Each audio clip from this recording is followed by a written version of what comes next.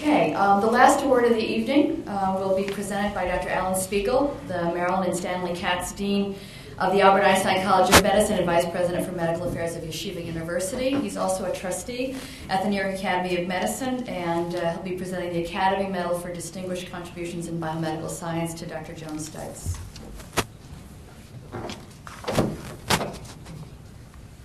It's my distinct honor and privilege to present the 2008 Academy Medal for Distinguished Contributions in Biomedical Science to Dr. Joan A. Steitz.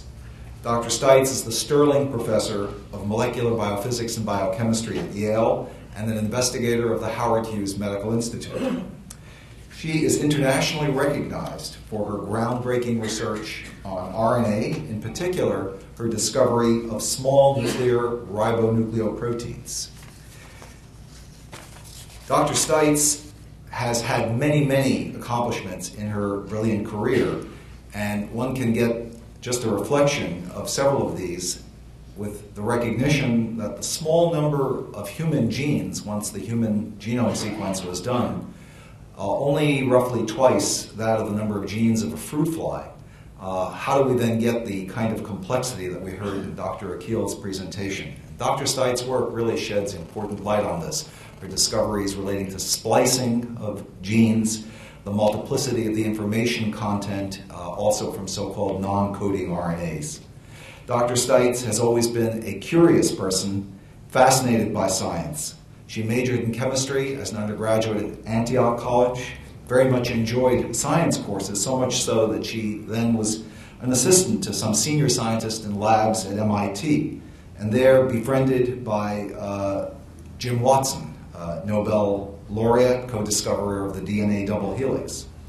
But sadly, in terms of the kinds of role models that existed in molecular biology at that time, as a woman, she was convinced that she wasn't really cut out for the life of a scientist, and instead applied to medical school, was accepted by Harvard, almost went, but fortunately for her subsequent career, didn't. And at this point, I have to depart from the script so that my colleague and classmate at Harvard Medical School, class of 71, Harvey Feinberg, doesn't take umbrage at this thing. We somehow turned out okay, and it's probably your mother, as you said.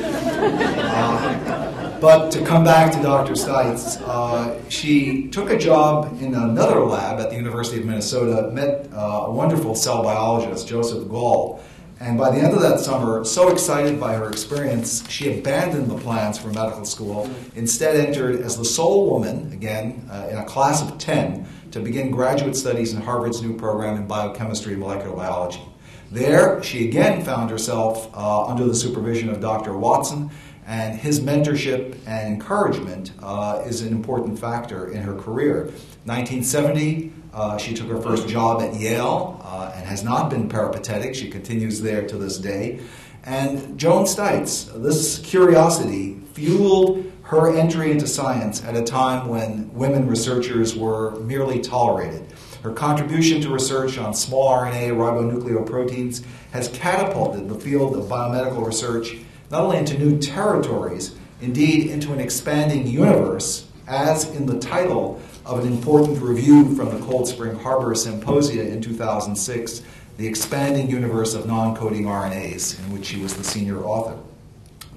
Let me just say that she's won just about every significant award, including the National Medal of Science there is to win, in recognition of her outstanding achievements, and thus, Dr. Steitz, it is indeed a pleasure for me, on behalf of the trustees and fellows of the New York Academy of Medicine, to present to you the Academy Medal for Distinguished Contributions in Biomedical Science.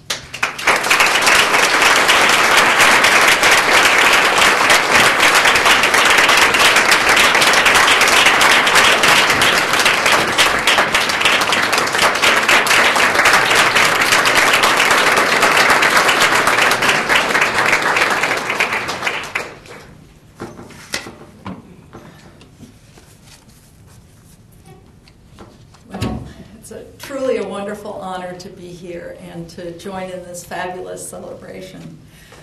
I thought by way of thanks I would share a little bit with you about my own sense of sort of awe and privilege at having been part of the 20th century revolution in biology.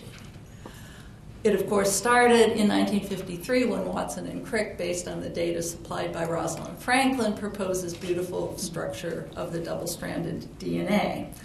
As you've heard a bit, for me, it started I learned about this in 1961 when, as an Antioch Work Studies student, I was in the lab of Alex Rich at MIT, and the double-stranded structure hadn't yet made it into textbooks or courses. And when I learned about it, I was completely enthralled because I thought it might provide a molecular basis for the sort of genetic phenomena that had fascinated me as a high school student and an undergraduate. As you've heard, I decided nonetheless to go to medical school simply because I'd worked in 3 or 4 labs. I'd never seen a woman scientist at the head of a lab, but I had seen some women physicians. And as you've also heard, that changed when I spent a summer. Joe Gall gave me my own project, and by August I knew that regardless of the consequences, I had to continue on with research.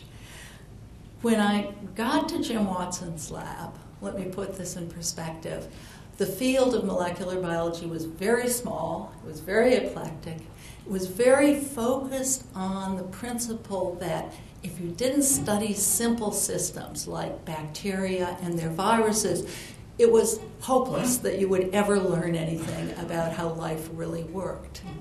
So given that that's where I started, it was unimaginable to me that we would be where we are today, that we would know the 4 billion base pairs of the human genome, and that this would have the sort of impact it's had on the study and practice of medicine, going into even things like forensics, or that there would be a multi-billion-dollar biotech industry based on what started so simply way back when. Or, of course, that there would be women who would be in important positions either in academia or in academic leadership. Another thing that I found really surprising is how important serendipity is in the pursuit of science. It was just chance conversations that led us into the use of autoantibodies from patients to study these little particles in cells called SNRPs that are part of the splicing apparatus that you heard about. And finally, one of the most wonderful surprises, I think, is that sharing the joy of discovery with a younger student or colleague is almost as much fun as making the discovery yourself. And I've been really blessed to have had many, many students, graduate students, undergraduates, postdocs in my lab that have been fabulously wonderful. So it's really, they're the reason that I'm here. And I also, of course, want to say something about the support I've gotten from my family, initially my parents, my son, my husband, who unfortunately couldn't be here tonight. But thank you all so very much. And this is a wonderful trip.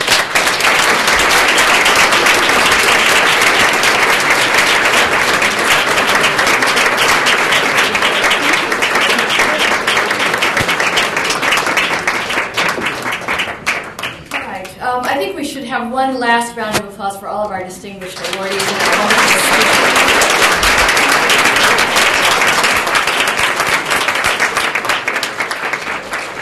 Before we adjourn to the reception downstairs in the President's Gallery, I'd like to recognize Rick Zeeler and Amy Klein, Lorraine Lahada and her staff, but Rick has been in this job of leading the Fellows Office since February of this last year and has just done a spectacular job. So, Rick, would you stand up?